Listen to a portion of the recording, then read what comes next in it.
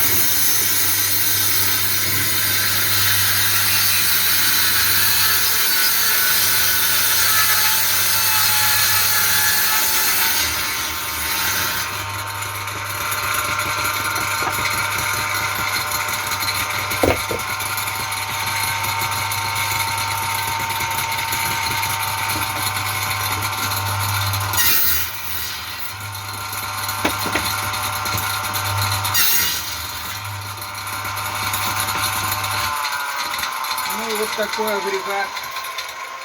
Лет, наверное, 20 ему, все работает. Делался на скорую руку. Смотрите, может кому тоже пойдет на пользу.